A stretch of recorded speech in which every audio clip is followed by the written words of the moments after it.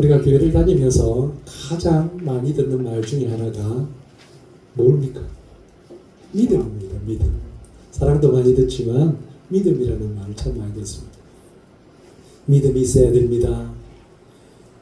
믿음이 있어야 천국 갈 수 있습니다.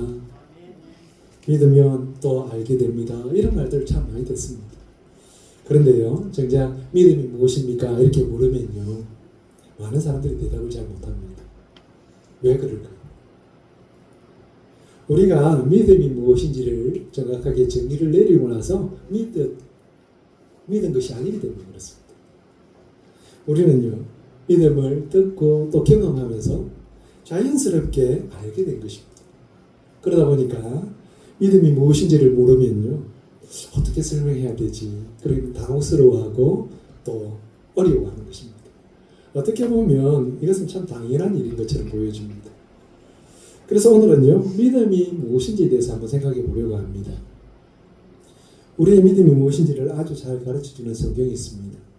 오늘 우리가 읽었던 말씀, 바로 본문인데요. 히브리서 11장입니다. 히브리서 11장을 가리켜서 믿음의 장이다, 이렇게 부릅니다. 믿음에 대해서 아주 분명하게 정의를 내릴 뿐만 아니라 그들의 삶을 우리에게 전하면서 믿음은 이런 것이다, 이렇게 가르쳐주고 있기 때문에 그렇습니다. 히브리서 11장 1절을 우리 같이 한번 읽어보겠습니다. 같이 읽습니다. 시작. 믿음은 바라는 것들의 실상이요 보이지 않는 것들의 증거니 그랬습니다. 믿음을 정의할 때에 믿음은 바라는 것들의 실상이고 보이지 않는 것들의 증거다, 이렇게 두 가지를 말을 하는데요. 믿음이라고 하는 것은 바라는 것들이 실제로 나타나는 것이다, 이렇게 말합니다. 바라는 것은 미래의 일입니다. 그런데 그 미래의 일이 현재에 나타난 실제로 우리가 여긴다, 그런 말이죠. 우리가 현재 소유하고 있지 않지만 바라고 소망하는 것들이 마치 실제적인 것처럼 우리가 느끼게 되는 것입니다. 이것은 막연한 소망이 아닙니다. 소망하는 그 미래를 믿음 안에서 실제로 우리가 알게 되는 것, 그것이 바로 믿음이다, 이렇게 말을 하는 것입니다. 그리고요, 믿음이라고 하는 것은 보이지 않는 것들의 증거다, 이렇게 말합니다. 무엇이 증거가 되려면요, 보아야 됩니다. 보여야 됩니다. 증거는요, 보여야 증언할 수 있습니다. 그런데 보이지 않는 것을 증거한다, 성경 그렇게 이야기하고 있습니다. 보이지 않는 것을 실제적으로 증거할 수 있는 것이 바로 믿음이다, 이런 말인데요. 눈에 보이지는 않지만 실제로 존재하고 있는 것들이 우리 주위에는 있는 거죠. 그것을 어떻게 우리가 증명할 수 있을까요? 이때 믿음이 이것을 가능하게 한다라는 것입니다. 그러므로 믿음은요, 단순히 희망하거나 추측하거나 그런 것이 아니고요, 하나님의 말씀과 연관해서 그것을 신뢰하면서 신뢰 속에서 우리가 이루는 내적인 증거다, 그런 겁니다. 그러므로 우리의 삶에 믿음이 얼마나 중요한지 모릅니다. 특히 우리의 신앙은요, 믿음에서부터 비롯된다, 그렇게 해도 틀린 말은 아닙니다. 하나님이 믿어지고요, 말씀이 믿어지면 그때부터 우리의 신앙은 자라기를 시작하는 것입니다. 오늘 우리가 함께 읽은 본문의 말씀은요, 믿음을 가진 사람들이 어떻게 이 세상을 살았는지를 전하고 있습니다.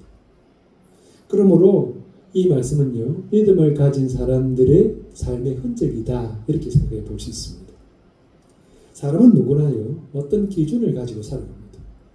어떤 사람들은 돈을 기준으로 설정합니다. 또 어떤 사람들은 성공이나 인정받는 것, 또 어떤 사람들은 다른 사람의 평가를 기준으로 삼습니다. 그래서 그 기준이 바로 삶의 방향을 결정하게 되는 것입니다. 그렇듯이 믿음을 가진 사람 또한 삶의 기준이 있다라고 하는 것이죠. 성경은 믿음이 단지 교회 다니는 이유가 되거나 또 마음속의 확신이 아니고 우리의 삶의 방식을 결정하는 기준이 된다, 그렇게 말을 합니다. 믿음이 있으면요, 교회를 나오게 됩니다.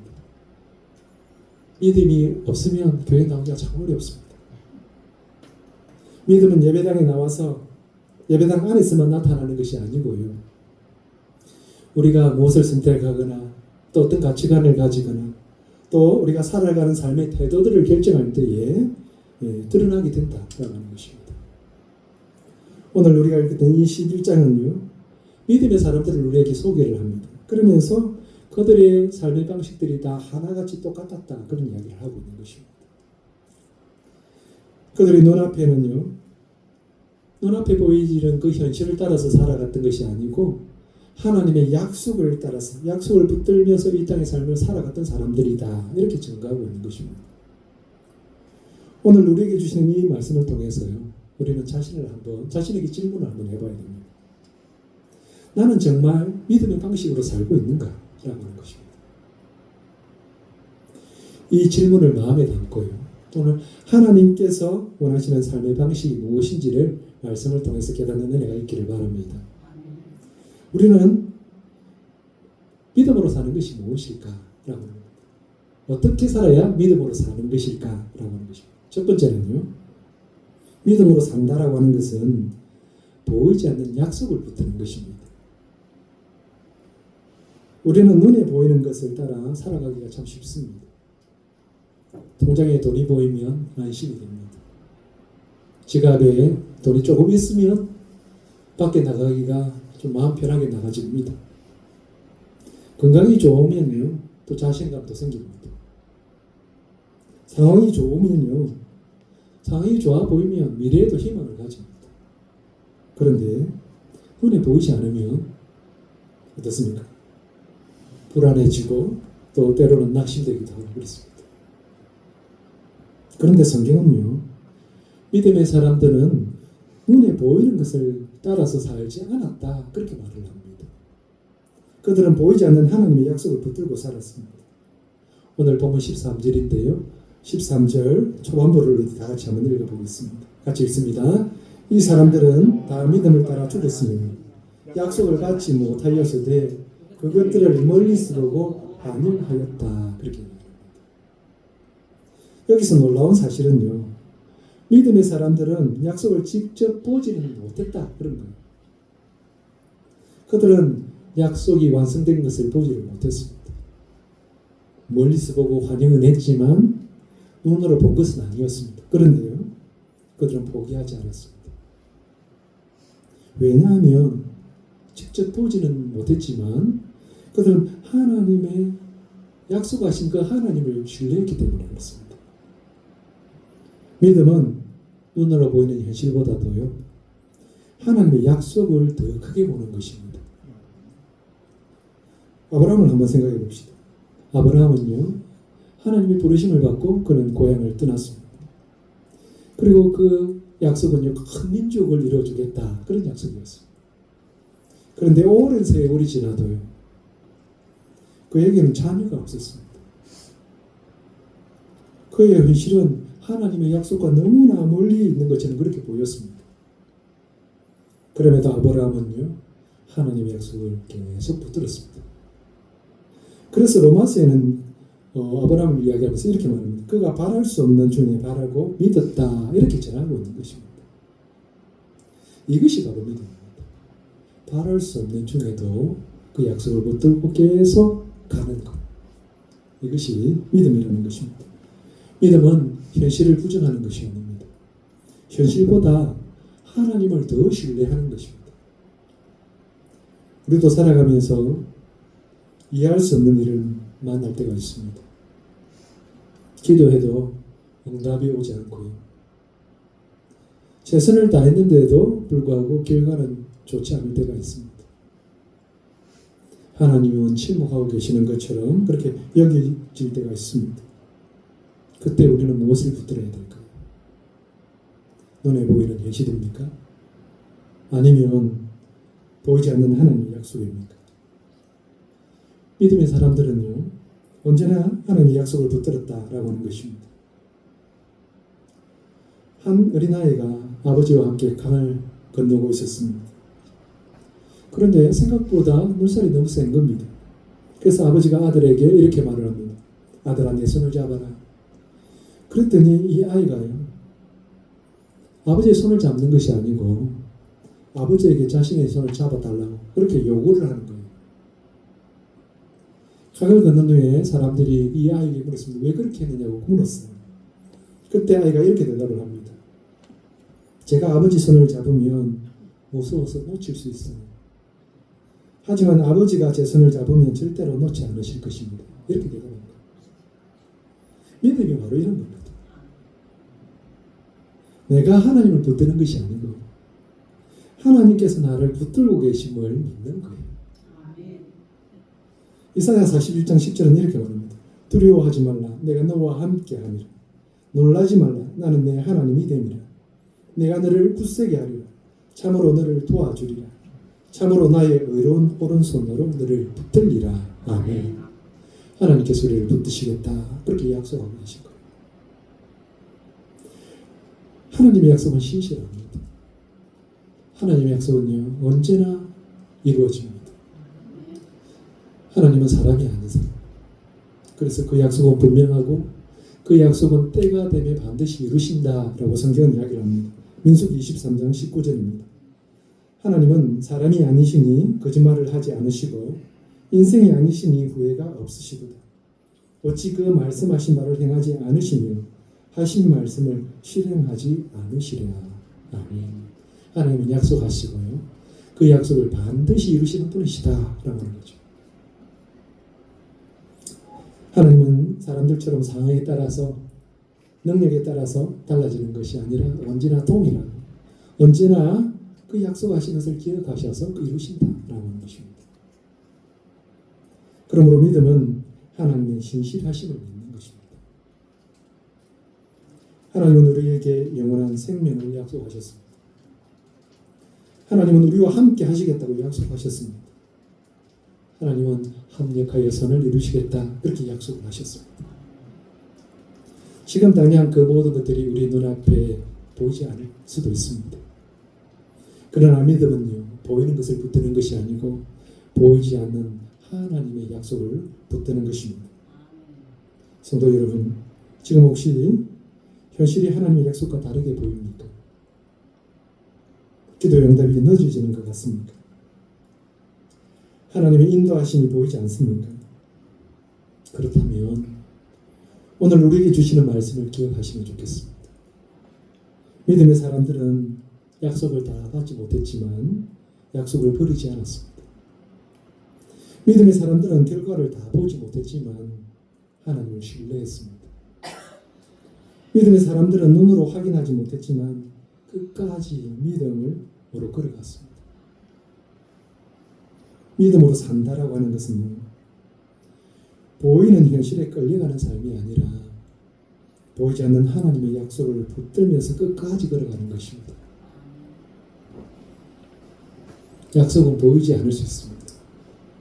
그런데 그 약속하신 하나님께서 지금도 살아계시고 지금도 신실하게 그 약속을 지키시기 위해서 일하고 계시다라고 하는 것입니다. 그 하나님을 신뢰하면서 믿음으로 걸어가는 저와 여러분 되시기를 축복합니다. 믿음으로 사는 것이 무엇일까요? 두 번째는요, 믿음으로 산다라고 하는 것은 이 땅을 나그네로 사는 것입니다. 흔히들 나그네와 같이 살아간다라고 하는 말을 들으면 오해를 하곤 합니다. 마치 현실을 등치고 살아야 될 것 같고 현실을 초월해서 살아야 될 것 같고 그런 오해를 합니다. 나그네와 같은 인생이라고 해서 저축도 하지 말고 집도 사지 말고 하루 벌어서 하루 먹고 살아라 그 말이 아닙니다. 성경은 우리에게 부지런하고 열심히 이 땅을 살아라 그렇게 말을 합니다. 그러면서 우리에게 주신 그 생명의 소중함을 가지고 살아라 그렇게 말씀하시죠. 그래서 이 땅을 만드시고 하나님께서 생육하고 번성하여서 땅에 충만해라 그렇게 말씀하신 겁니다. 아브라함이 이 땅을 살아갈 때요, 아브라함도 역시 그 땅을 샀습니다. 이삭은 가는 곳마다 우물을 팠습니다. 당시에 우물을 가지고 있다라고 하는 것은 엄청난 재력을 가지고 있다 그런 의미입니다. 야곱은 또 어떻습니까? 야곱도요, 부지런하게 정말 억척스럽게 열심히 일을 하고 그래서 재물을 많이 모았습니다. 아브라함도 그렇고 이삭도 야곱도 모두 다 대단한 재력가들이었습니다. 그런데 그들은 모두 다 이 땅을 나그네로 살았다라고 하는 것입니다. 그것을 우리가 어떻게 알 수 있을까요? 사람들은 돈이 많으면 가장 먼저 뭘 할까요? 여러분에게 돈이 많이 생겼어요. 여러분 뭐 하시겠어요? 보통 사람은요, 제일 처음 바꾸는 게 집입니다. 돈이 생기면 집을 삽니다. 남자들은 뭐 삽니까? 자동차 삽니다. 자동차를 바꾸죠. 좋은 차를 사고 좋은 집을 가지고 이런 게 돈이 가진 사람들의 일반적인 모습입니다. 그런데요, 아브라함이나 이삭도 그렇고 야곱도 그렇고 집을 좋게 짓지 않습니다. 그들은 언제나 그랬듯이 천막에서 계속 살았습니다. 그들이 왜 그렇게 살았을까요? 이것은요, 이 야곱의 고백 속에서 우리가 찾아볼 수 있습니다. 야곱이 애굽으로 내려갔어요. 애굽으로 내려갔을 때에 바로가 그를 찾아왔습니다. 그래서 바로가 나이가 얼마인지 묻는 장면이 성경에 나오는데 창세기 47장 8절 9절입니다. 제가 읽어드립니다. 바로가 야곱에게 묻되 내 나이가 얼마냐? 야곱이 바로에게 아뢰되 내 나그네의 길의 세월이 130년이니이다. 내 나이가 얼마 못되니 우리 조상의 나그네 길의 연주에 미치지 못하나 험악한 세월을 보내었나이다. 야곱은요, 자신이 그 보낸 세월을 이야기를 하면서 나그네 길이었다 이렇게 고백하고 있는 것입니다.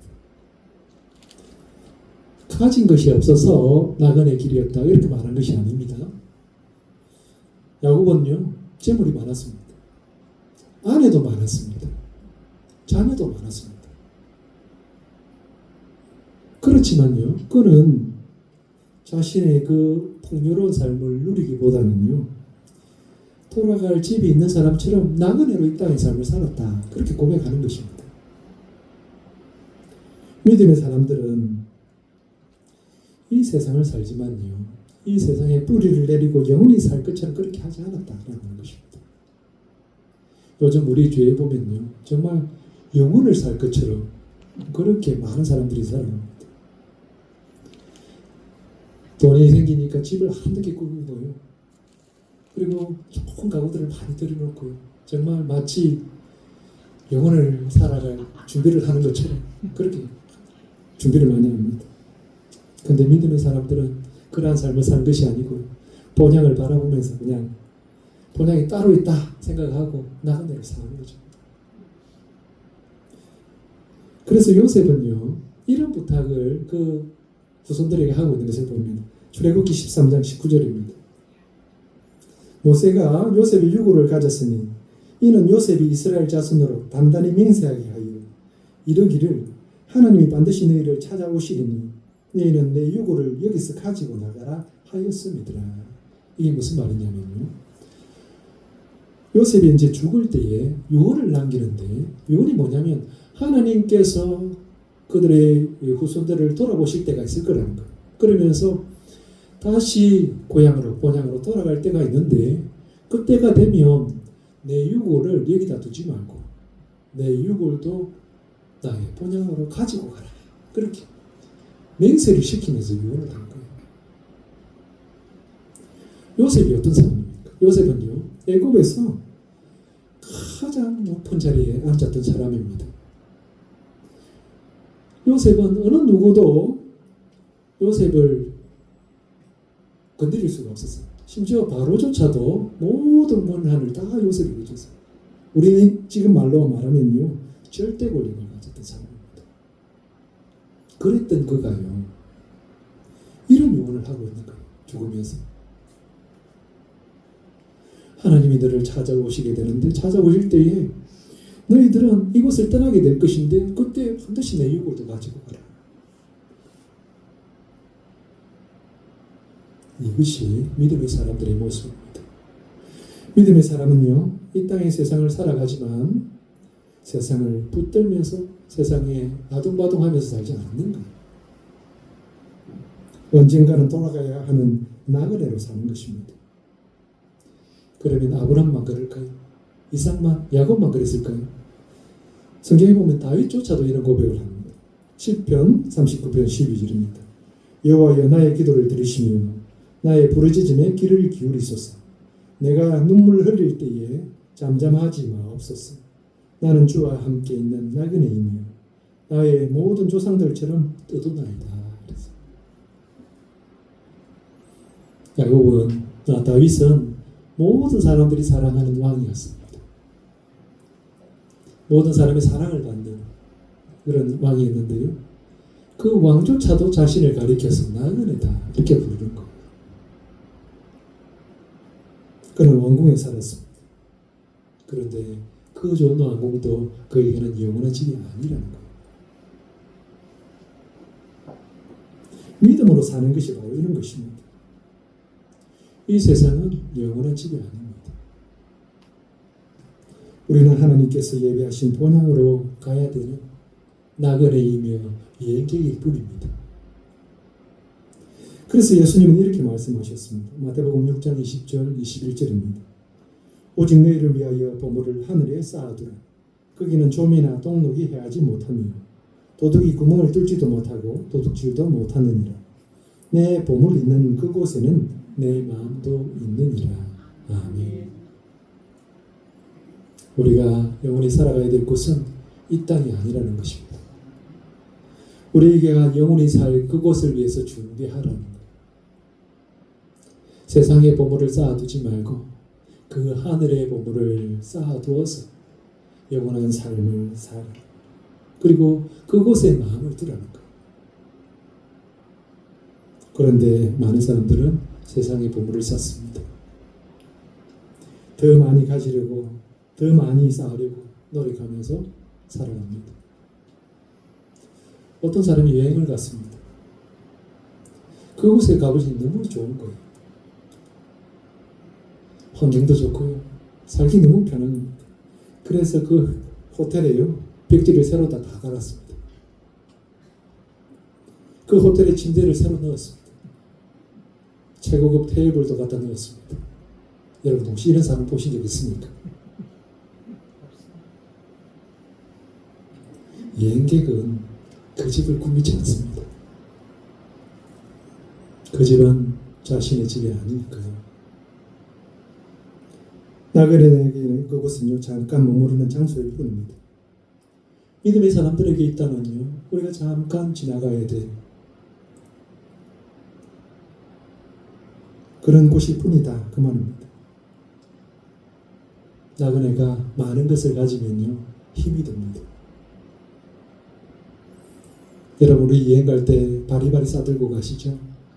지금은 차가 있으니 다행입니다. 제가 어릴 때는요 차도 없으니까 그 손 들고 가야 돼요.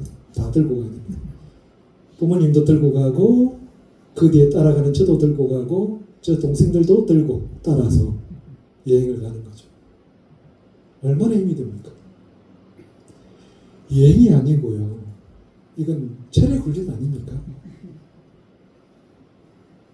많은 집은 즐거워야 될 여행이 오히려 더 힘들게만 만들 뿐입니다.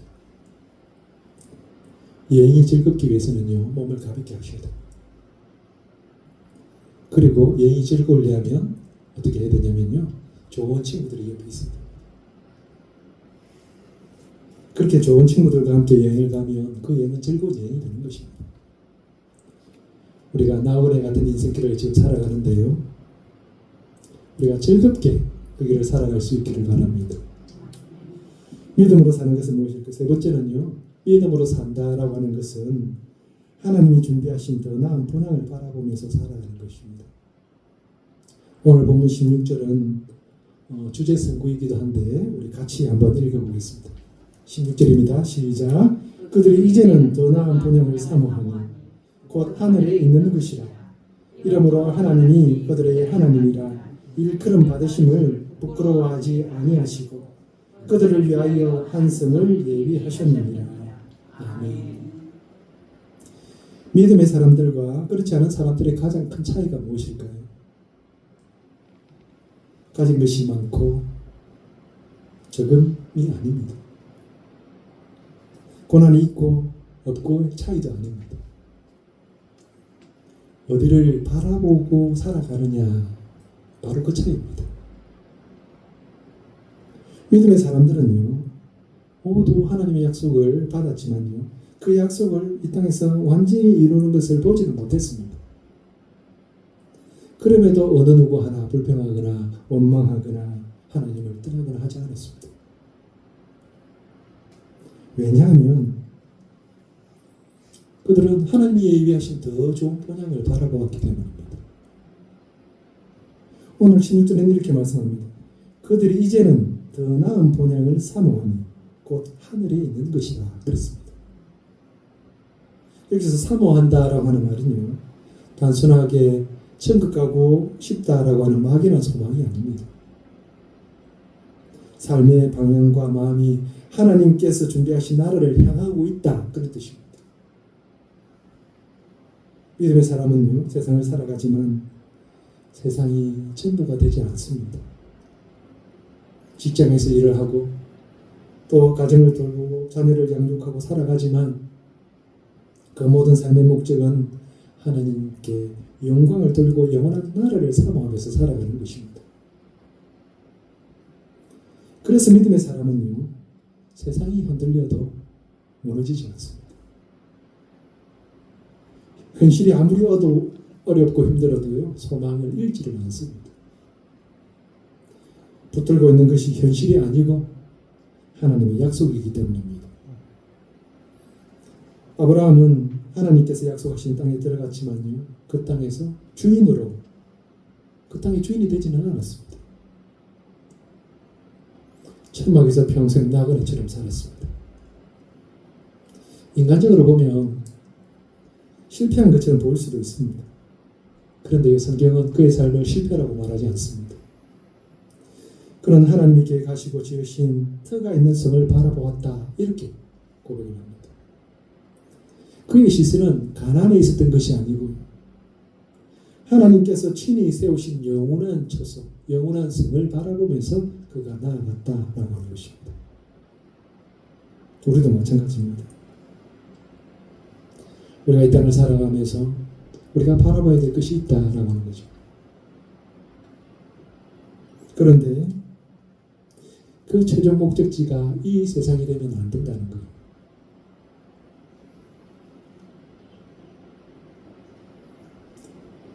하나님을 바라보면서 더 큰 본향을 바라보면서 나아갔던 사람들은요, 하나같이 그들은 성공을 위해서 살지 않았습니다. 성공보다 더 높은, 순종을 더 높은 가치로 생각하면서 살았습니다. 손해를 보더라도 정직하게 했습니다. 눈앞의 이익보다도 하나님의 뜻을 선택했습니다. 왜냐하면요, 이 땅이 끝이 아니라는 것을 알았기 때문입니다. 한 선교사님이 평생 복음을 전하다가 많은 어려움을 겪었습니다. 건강도 잃게 되었고 재산도 다 잃었습니다.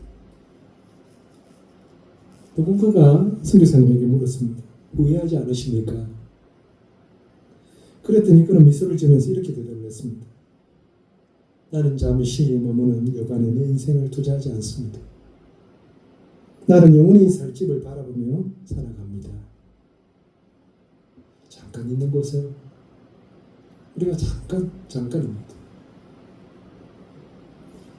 어떻게 보면 이 선교사님의 대답이 바로 믿음을 가진 사람들이 바라보고 있는 세상이 아닌가 생각되어집니다. 믿음은 눈에 보이지 않는 영혼을 바라보며 살아가는 것입니다. 그래서 믿음은 오늘을 포기하는 것이 아니라 오늘을 더욱더 의미 있게 살아가게 되는 것입니다. 영혼을 바라보고 있기 때문에 오늘도 정직하게 살고 또 사랑하면서 섬기고 인내하면서 살아가게 되는 것입니다. 우리의 시대는 보이는 것의 시대입니다. 보이는 것이 모든 것들을 지배합니다.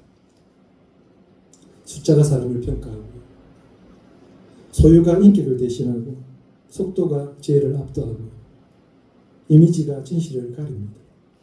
사람들은 보이지 않는 영혼보다도 오히려 성과를 더 두려워합니다.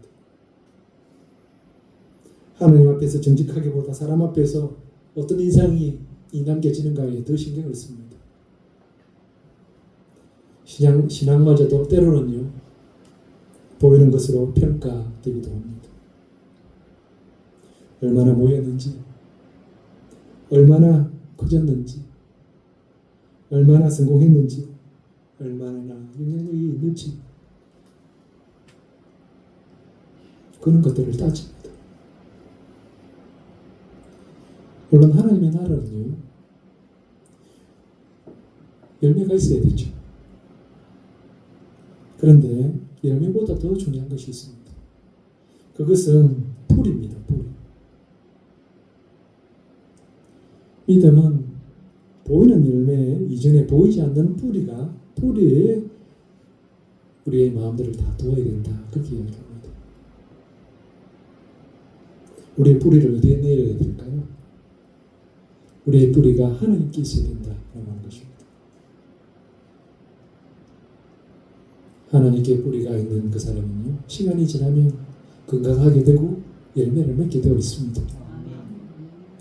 사랑하는 성도 여러분, 우리는 보이지 않는 것과 보이는 것 사이에서 살아갑니다. 보이는 것이 너무 강해 보입니다. 병원의 진단서가 보입니다. 통장의 숫자가 보입니다. 자녀의 문제가 보입니다. 늙어가고 있는 내 몸도 보입니다. 무너지고 있는 우리의 관계도 보입니다. 교회의 어려움도 보입니다. 세상의 어두운 면도 보입니다. 그러나 하나님의 약속은 보이지 않을 때가 있습니다. 기도의 응답이 늦어지고 있는 것처럼 보이고요. 하나님은 침묵하고 계신 것처럼 보이고요. 믿음의 본질이 바람이 흔들리는 불꽃처럼, 촛불처럼 흔들려 갑니다. 그때 믿음은 우리에게 이렇게 말합니다. 보이는 것이 전부가 아니란다. 병원 진단서보다 생명의 주님은 더 크십니다. 통장의 숫자보다 우리의 삶을 공급하시는 하나님이 더 크신 거예요. 자녀의 문제보다 우리의 모든 것을 섭리하시는 주님이 더 크신 분입니다. 노쇠한 내 몸보다 다시 부활할 것에 대한 소망이 더 큽니다. 교회의 어려움보다 교회의 머리 대신 주님이 더 크세요.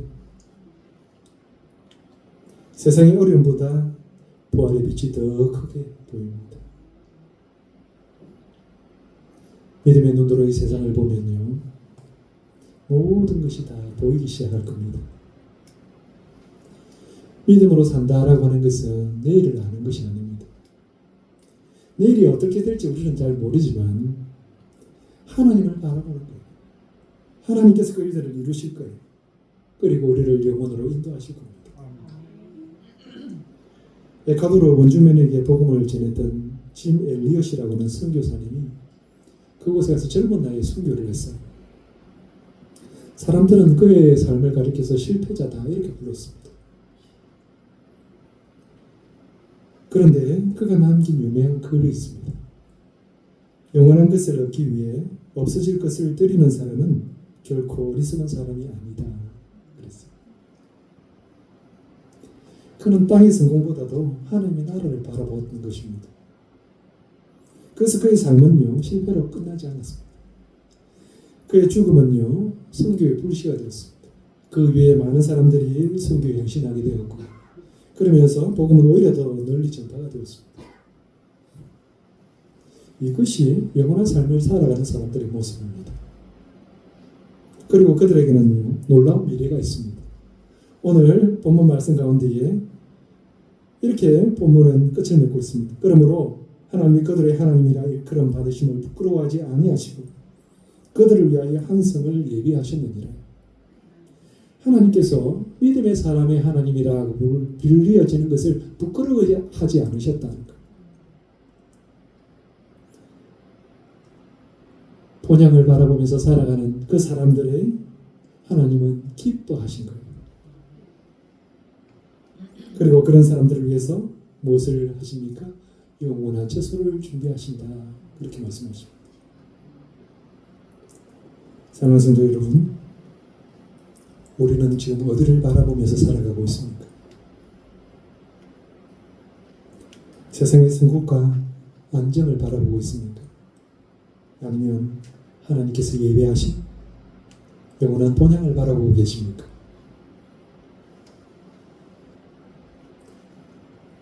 믿음으로 살아가면서 사람은 현실을 외면하라는 것이 아닙니다.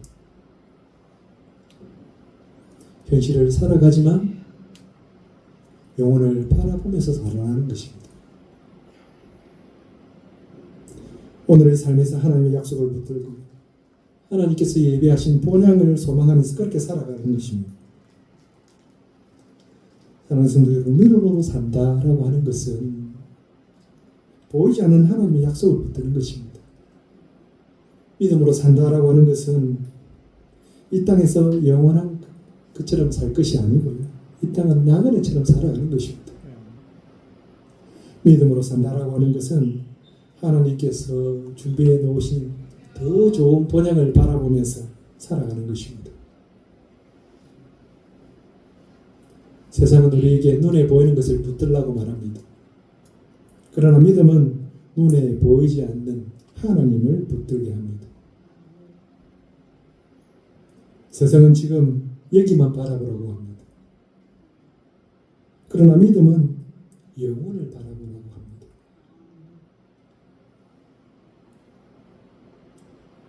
그래서 믿음의 사람들은요, 약속을 다 받지는 못했지만 실패자로 남지 않는 거예요. 그의 삶의 끝에는 하나님께서 예비하신 성이 기다리고 있었기 때문입니다. 오늘은 비록 하나님의 약속이 다 이루어지지 않아도 괜찮습니다. 오늘 현실은 너무 힘들고 또 어려워도요, 멀리서 약속하시고 그 약속을 이루기 위해서 일하시는 그 하나님이 지금도 여전히 우리와 함께 하고 계시다라고 하는 것을 믿음의 눈으로 고백하면서 그렇게 하나님 앞에 믿음으로 살아갈 때 하나님은 우리를 보시면서 우리의 하나님이라고 불리어지는 것을 결코 부끄러워하지 않으실 거예요. 아니, 오히려 더 기뻐하시고 두 손으로 환영하실 거예요. 우리의 남은 인생 가운데에 믿음으로 남은 인생을 살아가는 저와 여러분 다 되시기를 주님의 이름으로 축복합니다.